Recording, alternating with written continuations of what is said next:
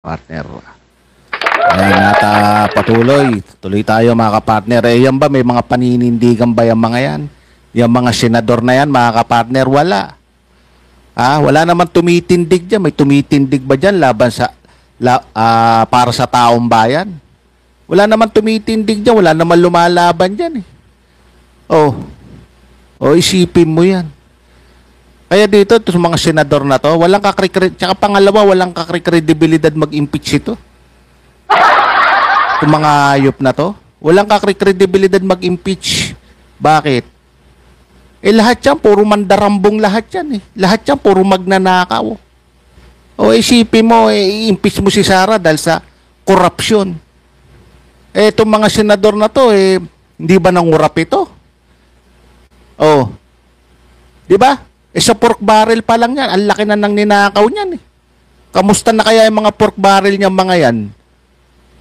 Di ba? Saan na kaya napupunta yung mga pork barrel na natatanggap nila dyan sa Senado? Saan kaya napupunta yan? Kaya yung impeachment na yan, hindi matuloy-tuloy. Di ba? Parang naaantala, parang hindi sila interesado dyan sa impeachment na yan. Bakit?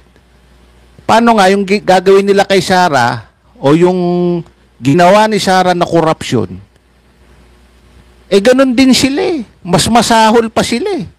Tayo, hindi natin sa ipinagtatanggol si Sara Duterte. Talagang dapat panagutin yan. Ang problema, yung magpapanagot magnanakaw din eh. Yung mag-i-impeach, magnanakaw din eh. Sino ba mag-i-impeach? Di ba mga senador? Sino ba mag-i-imbestiga dyan? Sino ba magiging hukom dyan? Para sa impeachment trial ni Sara Duterte. Mga senador eh. Dito ba maniniwala ka rito? Alin, kay Jinggoy maniniwala ka dyan? Kila Lito Lapid, Sus Mariosep. Kanino? Kila Bato, kila Bongo, kila Robin Padilla. Yan ba hindi ba nagsinakaw yung mga hayop na yan? Sino pa? Yung mga walang hiya dyan. Kita mo magtataka ka sa issue ng pork barrel, ba't wala tayo naririnig? Sa issue ng mga pork barrel, ba't wala tayong kahit man lang naririnig? Tahimik sila pagka pork barrel eh. Di ba? Walang issue eh. Tahimik ang issue ng pork barrel ngayon eh. Bakit? Dahil ayaw nila mabunyag yung mga kahayupan nila dyan sa mga pinaggagawa nila dyan sa pork barrel. Kaya yung Senado na yan, talagang makikita mo, wala nang kakredibilidad eh. Wala nang hindi qualified mag-impeach ito eh. Lahat ito nakinabang ito eh.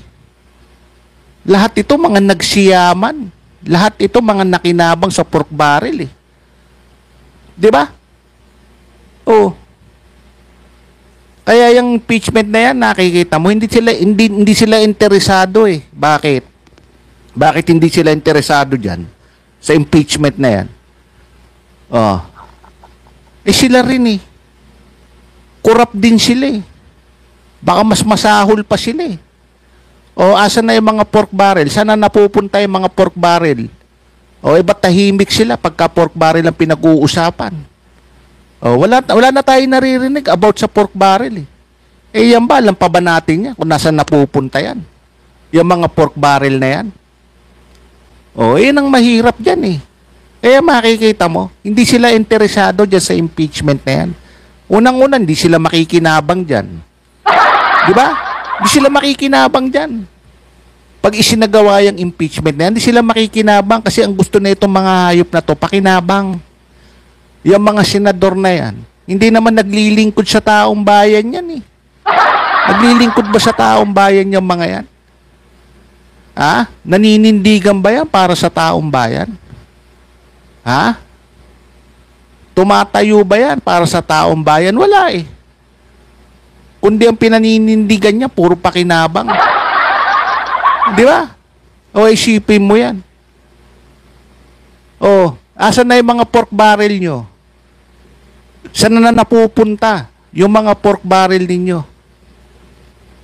Na taon-taon.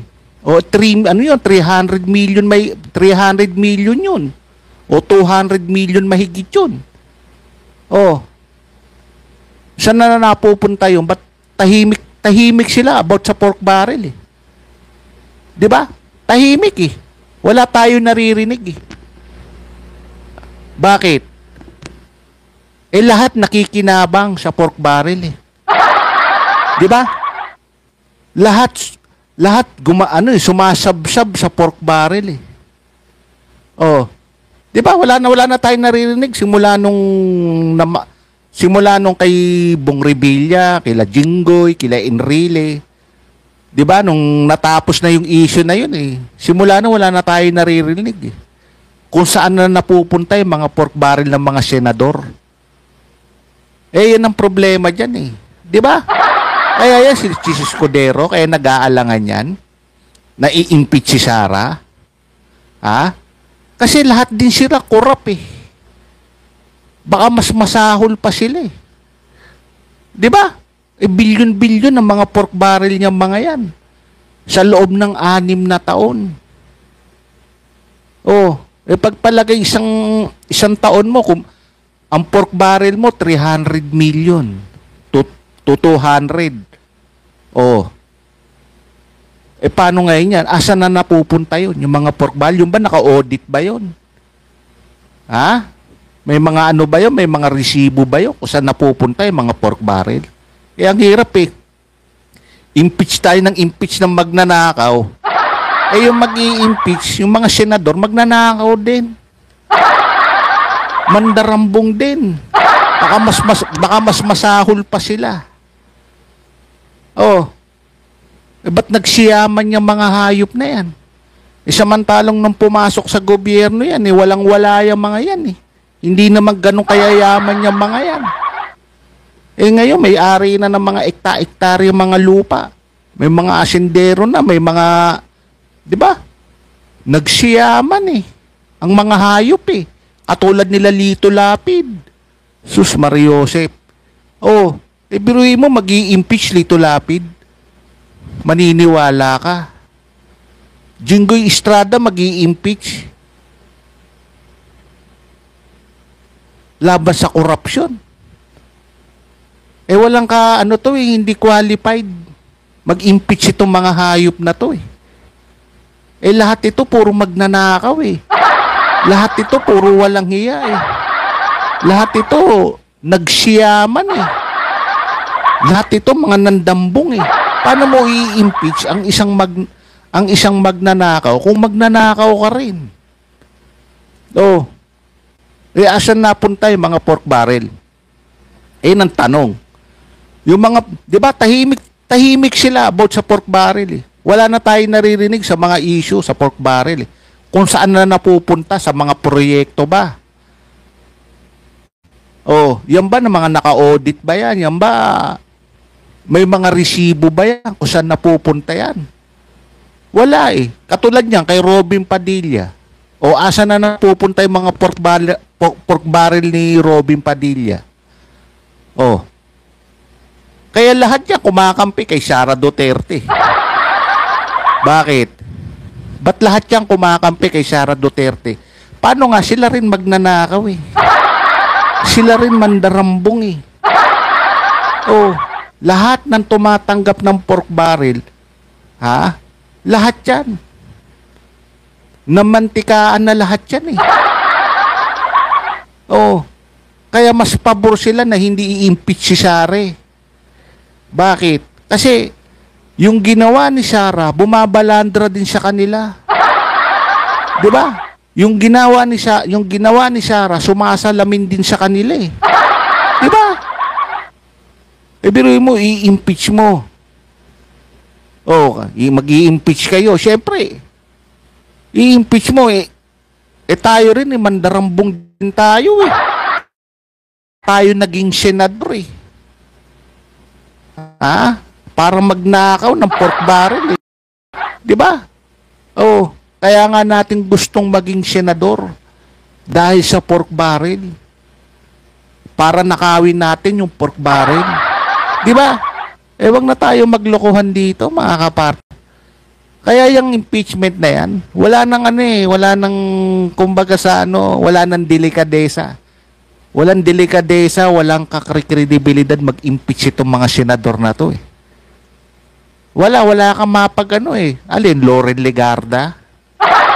Mag-i-impeach? Sus Mariosep. Lahat yan, mga nakinabang lahat yan sa gobyerno Nagsiyaman lahat yan sa gobyerno. Hindi naman sila naglingkod sa hindi naman sila naglingkod sa gobyerno Gobyerno ang naglingkod sa kanila Paano mo i-impeach yung mga yan si Sara Duterte about sa corruption?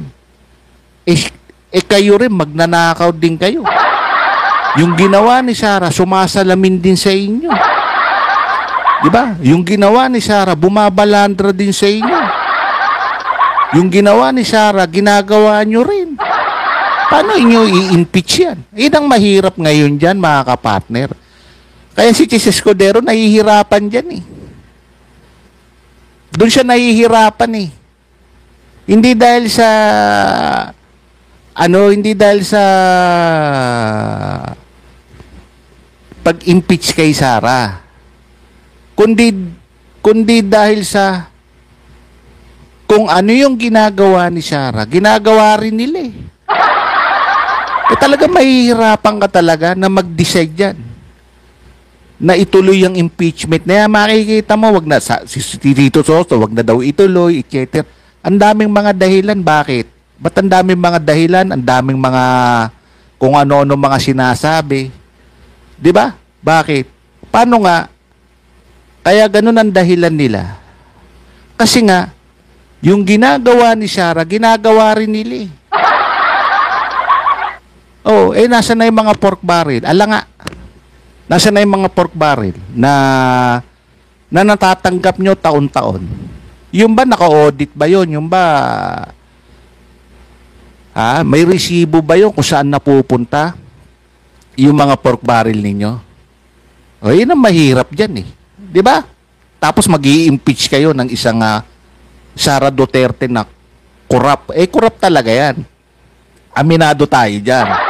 Kaso nga lang ang problema, yung mag-i-impeach, corrupt din Yun ang sinasabi natin, mga kapartner. Napakahirap talaga mag-decide niyan. Sipin mo, i-impeach mo si Sara Duterte dahil sa corruption. Tayo rin, corrupt din tayo. Baka mas masahol pa tayo sa ginawa ni Sara. Bilyon-bilyon ang ninanakaw natin dito sa Senado. Tapos i-impeach natin yan. Baka mas masahol pa tayo ron Di ba?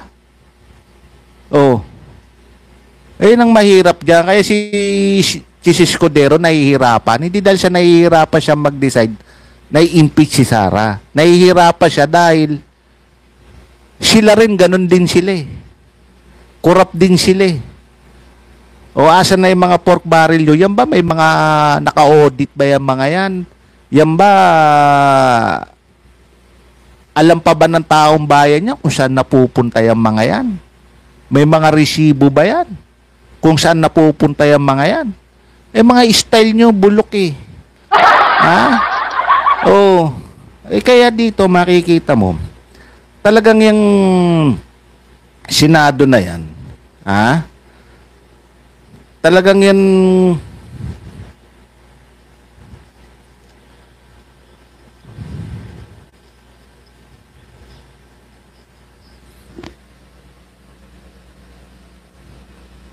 di ba? Kaya yung Senado na yan talagang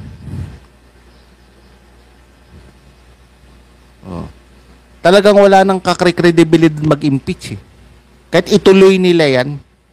Di ba? Lahat yan, puro korap yan Si Lito Lapid, Sus Mariosep, Jinggoy Estrada, JB Ejercito. Sino pa? Loren Legarda, Jaime Marcos, Villar. Lahat yan mga nagsiyama. Mga lahat yan, mga nagsiyaman lalo, mayaman na, nagsiyaman pa sila. Oh, paano ka mag-i-impeach ng isang magnanakaw kung ikaw magnanakaw ka rin? Paano mo pananagutin ng isang opisyal na corrupt kung ikaw corrupt ka rin eh? Yun ang mahirap. Yun ang mahirap talaga. Decide talaga. 'Di ba? Bakit? Paano nga yung ginawa ni Sarah? Siyempre, bumabalandra din sa inyo eh. Yung ginawa ni Sarah, sumasalamin din sa inyo.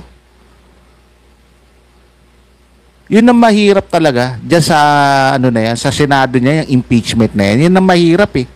Buti sana kung nai-involve eh, ibang issue eh. Di ba? I-impeach mo sa ibang issue, po pwede. Pero kung ang issue, corruption, eh lahat kayo tatamaan yan eh.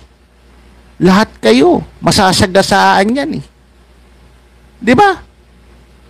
O ibiri mo, i-impeach mo. Kaya nga sabi nga, di ba? May kasabihan nga, di ba?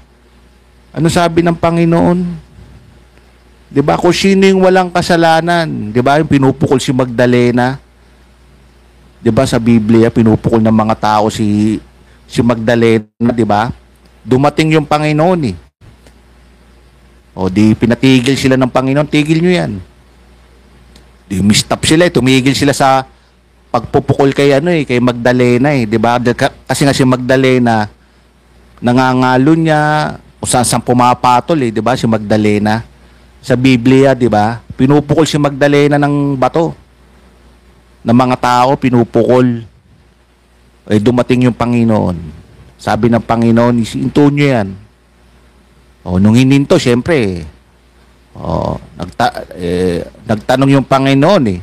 O, kung sino yung walang kasalanan, kung sino yung walang kasalanan, siya ang pumukol sa babaeng ito. O, kung sino yung walang kasalanan, yung walang bahid na kasalanan. Walang bahid na kasalanan, siya ang pumukol sa babaeng ito. Sabi ganun ng Panginoon eh. Isipin mo, walang pumukol eh. Walang pumukol. Walang pumulot ng bato para pukulin si Magdalena eh. Lang ang tanong ng Panginoon eh, di ba? O kung sino ang walang kasalanan sa inyo, pulutin nyo yung bato na yan, ikaw ang pumukol kay Magdalena. Ni isa walang kasalanan ha. Ano ginawa ng mga tao? Wala, tumalikod lang eh. Umalis eh. Binitawan yung mga bato. Bakit? Lahat sila makasalanan eh. Lahat din sila walang iya eh. Lahat din sila makasalanan din sila eh. Ganyan din dyan sa Senado eh. Sige nga. Magtaas ng kamay kung sino ang hindi nagnakaw. Diyan sa Senado. Magtaas ng kamay kung sino hindi magnanakaw. Yun lang ang may karapatan mag-impeach. Sige nga. Di ba? Kung sino hindi magnanakaw diyan sa Senado, walang ninakaw na pork barrel, walang ninakaw na kahit nakatiting, kahit singkunduling, walang ninakaw. Siya ang pwedeng mag-impeach kay Sara Duterte. Ala nga. Malamang ko walang mag-i-impeach din eh. Bakit? Lahat nagnakaw eh. Lahat nagsiyaman eh. Lahat nakinabang eh. Diyan sa Senado eh. Di ba? Yun ang mahirap dyan ngayon, mga kapartner. Di ba? Yun ang sinasabi natin eh, di ba? Kung ang i-impeach mo, kaya nga sabi natin noon, di ba? Kung ang iimbestigahan mo, magnanakaw. Yung nag-iimbestiga, magnanakaw din katulad ni Jinggoy. Paniniwalaan mo. Ayun ang mahirap. Yun ang mahirap mag-decide eh. Kaya nga nahihirapan si Chis Escudero eh. Di ba? Parang hindi sila interesado na i-impeach si Sara. Hindi dahil sa gusto nila eh. Hindi. Di ba? Kundi tatamaan din sila eh. 'Di ba? Nakukonsensya rin siguro sila. Bakit natin i-impeach ito? Itong magnanakaw at walang hiyang ito, itong mandarambong na to si Sara Duterte. Eh tayo rin magnanakaw din tayo eh. Tayo rin walang hiya rin tayo eh. 'Di ba? Tayo rin nagnakaw din tayo eh. Eh yun ang malaking problema, yun ang malaking mahirap talagang mag-decide pag ganun. 'Di ba? Ang pwede lang talagang mag-impeach diyan kay Sara Duterte yung wala talagang bahid ng korupsyon. Eh lahat yan, puro may bahid ng korupsyon lahat yan eh. Lahat yan, puro walang hiya eh. Oh, alin, Soto? Oh, sabi nga ni Soto, di ba? Hindi siya pabor sa impeachment eh. Kailangan talaga matibay na ebidensya. Mga style ni Soto eh, no? Bakit? Eh siya rin nakinabang eh. Oh, sa pork barrel eh. Siya rin nagnakaw sa pork barrel eh. Oh, paano mo i-impeach si Sara Duterte? Ala nga, lahat puro korap eh. Lahat puro magnanakaw eh. Paano mo i-impeach ang isang Sara Duterte na magnanakaw kung ikaw magnanakaw ka rin? Yun ang malaking problema. Di ba? Eh marami sabi ko nga eh, di ba marami nagsiyaman dyan eh. Ginawa nilang gatasan ang Senado dahil sa pork barrel eh. Kaya nga mga naghihikaw siyang mga yan na manalo bilang mga senador eh. Hindi dahil sa maglilingkod sila. Walang totoong naglilingkod dyan, maniwala kayo. Walang totoong naglilingkod dyan. Hindi totoong naglilingkod yung mga hayop na yan, yung mga senador na yan. Walang tumatayo, walang naninindigan para sa taong bayan. Kahit sa Kongreso, walang tumatayo dyan, walang naninindigan para sa taong bayan. Oh, kaya sabi ko nga, kung si Sara inuluklok diyan bilang presidente, inuluklok ng taong bayan bilang vice president. Ang taong bayan din ang magpapatalsik sa kanya. Wala naman ibang magpapatalsik sa kanya, kundi ang taong bayan eh. Bakit? Dahil ang taong bayan hindi naman nagnakaw yan eh. 'Di ba? Hindi ang Senado makakapagpatalsik sa kanila. Dahil yung mga magnanakaw din yan eh. Paano mo patatalsikin ang isang magnanakaw? Kung ikaw korap ka rin, magnanakaw ka rin. Sige nga. Kaya nga, hindi sila interesado eh. Napapansin mo, parang hindi sila interesado sa impeachment ni Sara Duterte. Unang-una, walang pakinabang. Hindi sila makikinabang. Pangalawa, wala naman tumitindig para sa taong bayan. Walang tumitindig dyan. Walang lumalaban dyan para sa taong bayan. Walang naninindigan dyan para sa taong bayan. Ang isip niyan, puro pakinabang. Sila rin, korap din yan eh. Yan, Senado na yan, korap din yan. Halos lahat yan. Lahat ng tumatanggap ng pork barrel, korap yan. Magnanakaw yan, lahat ng tumatanggap. Eh halos lahat yan tumatanggap ng pork barrel eh.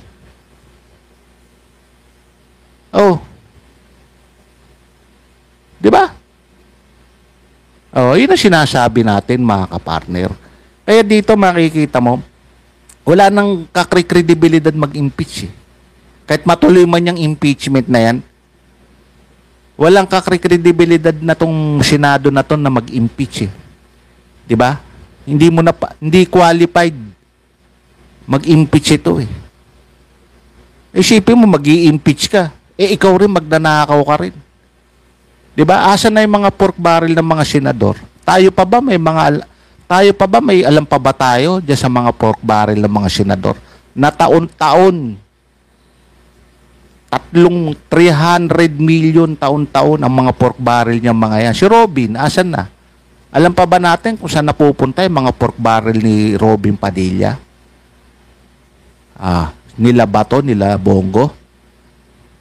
O lahat yung mga senador na yan? Alam pa ba natin kung saan napupunta yung mga pork barrel na yan? Wala na tayo. Wala na eh. No? Hindi na natin alam eh. Tahimik sila. May issue pa ba para sa pork barrel? Wala na eh. Tahimik lahat eh. Oh, may nagsasalita ba para sa pork barrel? Kung saan ginastos siya, wala na tayong alam eh. Di ba? Oh, bakit? Bakit tahimik sila lahat sa issue ng pork barrel? Bakit wala na tayong alam, wala na tayong nababalitaan kung saan napupunta yung mga pork barrel ng mga senador? Di ba? Tahimik. Bakit? Kasi lahat nakikinabang eh. Lahat namamantikaan eh. Di ba? Lahat nagsiyaman dyan sa pork barrel na yan. Tahimik eh, di ba? May napapansin ba kayo? Diyan sa Senado? Simula nung napatay na yung issue ng pork barrel scam dyan kay Bong Revilla, kay Enrile, kay Jinggoy. Parang wala na eh, di ba? Namatay na yung issue eh. Parang lahat tahimik na about sa pork barrel eh. Di ba? Alam pa ba natin kung saan napupunta yung mga pork barrel na yan? Alam pa ba natin kung saan nilalaan yan mga pork barrel na yan? Mga proyekto. Kung saan nilalaan yan mga pork barrel na yan na proyekto? Wala eh. Tahimik lahat eh. Di ba? Oh, alam pa ba natin yon? Oh. Bakit? Eh lahat puro kurap eh. Lahat nakikinabang eh. Tapos i-impeach mo si Sara Duterte na magnanakaw rin. O isipin mo yan. E di para lang tayo naglolokohan. Ha? Para lang tayo naggagaguhan. Para lang tayong siraulo rito. Ba, bibruin mo. Magnanakaw, kapwa magnanakaw. I-impeach mo, magnanakaw. Ang mag-i-impeach, magnanakaw rin. Anong klase yun? Meron ba nun? Ha? Eh siguro kung meron dito sa Pilipinas lang siguro yun. Di ba? Well, isipin mo, yun ang mahirap dyan mga kapartner eh. Yun ang mahirap eh. Di ba? Kaya nga may COMELEC tayo eh na dapat yung mga magnanakaw, hindi na pinatatakbo yan. Yung may mga madudumi yung track record. Dapat hindi na pinatatakbo yan eh. Kasi wala nang kakrikredibilidad yun. Yan, katulad yan, impeachment. Oh. Eh, maniniwala ka, si Caldero Cayetano mag-i-impeach laban sa korupsyon. Eh, malaki rin ang nanakaw niya, malaki rin ang nasandok niyan sa Olympic. Si Caldero Cayetano, maniniwala ka, i-impeach si Sara Duterte, magnanakaw, eh magnanakaw din yun. Ala nga. O, Lito Lapid, maniniwala ka, mag-i-impeach. Eh, alam mo naman si Lito Lapid. Ang papel lang yan, tagataas ng kamay. Yan lang ang papel niya sa buong 6 na taon eh. Di ba? Papabor lang yan. Kung saan yung pinakamaraming boto, doon papabor yan. Ganyan lang ang datingan yan eh. Ha? Di ba? Hindi nga siya sumasali dyan sa mga ganyang mga impeachment. Bakit? Walang pakinabang eh. Ha? Hindi siya makikinabang eh. Basta about sa pakinabang ng taong bayan, hindi siya sumasali. Bakit? Paano nga wala siyang pakinabang? Hindi siya makikinabang sa issue pag ang pinag-uusapan na kapakanan na ng taong bayan, hindi siya sumasali. Bakit? Unang-una, hindi siya makikinabang eh. Wala siyang pakikinabangan eh. Di ba? Ang importante sa kanya ay yung pork barrel. Natuloy-tuloy. Taon-taon. Milyon-milyon. Nasaan na napupunta yun? Di ba? Tapos mag-i-impeach tayo ng isang Sara Duterte. Eh kayo rin, corrupt din kayo. Ayun ang malaking problema, mga kapartner. Kaya dito nahihirapan mag-decide yung mga senador. Nahihirapan sila mag-decide eh. Kasi nga, corrupt din sila. Magnanakaw din sila. Paano mo i-impeach ang isang magnanakaw kung ikaw magnanakaw ka rin? Di ba? Bumabalandra rin yung ginawa ni Sarang pagnanakaw na 125 million. Bumabalandra din sa inyo. Ninanakaw nyo nga, mahigit 200 million eh. Ang ninanakaw nyo, taon-taon eh. Oo. Di ba? O, isipin mo yan. Kaya mahirap mag-impeach eh. Kaya mahirap mag-decide. Bakit? Lahat puro korap eh. Lahat nakinabang sa pork barrel eh. Lahat nagsiyaman eh. Oh. Yan, katulad ni Bato. Oh, isipin mo, nakabili ng mamahaling bahay dyan sa subdivision. Sa kilalang subdivision. Nakabili ng bahay. Paano nakabili yan? Dati lang nakatira sa bundok yan. Ngayon, nakabili na ng bahay. Oh, lahat nakinabang eh. Lahat na mantikaan eh. Di ba? O, paano mo i-impeach si Sara ngayon yan? Oh. Ayun na mahirap dyan, mga kapartner. Di ba? Kaya wala nang credibilidad eh. Leopoldo Dorico watching from West Virginia. Hello, kabayan SG Pizza. Yun, mega shoutout sa'yo, idol ha. Di ba? Oh, paano mo i-impeach si Sara eh? Kurap din yung mag-i-impeach. Mga senador, mga kurap lahat yan. Papuputol ko daliri ko kung di totoo yun eh. Oh, lahat ng tumatanggap ng pork barrel. Lahat yan. Mga nagsiyaman lahat yan dahil sa pork barrel. Oh, sino hindi nagsiyaman dyan? Dati mga nagsipasok sa gobyerno yung una yan eh. Patay gutom pa yan eh. Ngayon eh. Oh, mga nagsiyaman. Lalong mga nagsiyaman. Oh, isipin mo yan, katulad ni Bato. Oh. Di ba? Kaya, paano mo i-impeach ang isang Sara Duterte? Kung kayo rin, corrupt din kayo. Di ba? Mahirap mag-impeach ng ganun, no? Isipin mo, mag-i-impeach ka. Pumapasok sa utak mo, walang higi. Mas matindi pa ako rito, mas garapal pa ako rito, i-impeach ko, di ba? Tayo hindi sa kinakampihan natin si Sara Duterte. Ha?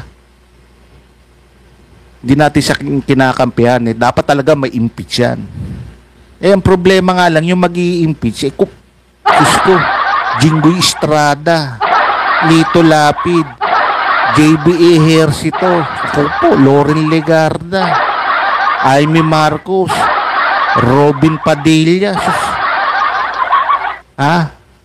Kamusta na yung mga pork barrel ninyo? Oh, tuloy-tuloy pa ba? Tanggap nyo ng pork barrel taon-taon? Asan na yon? Saan nyo na pinaggagastos yun? Tayo pa ba? May alam pa ba ron? Di na natin alam yun. Wala na tayong alam doon sa pork barrel nila. Tahimik lahat eh. Di ba magtataka ka? Di ba? Wala na tayong naririnig about sa issue sa pork barrel. Tahimik na lahat eh. Bakit? Lahat nakikinabang eh. 'Di ba? Lahat namamantikaan eh. 'Di ba? Lahat sumasabsab eh. Ha? Sa pork barrel eh. Kaya tahimik lahat eh.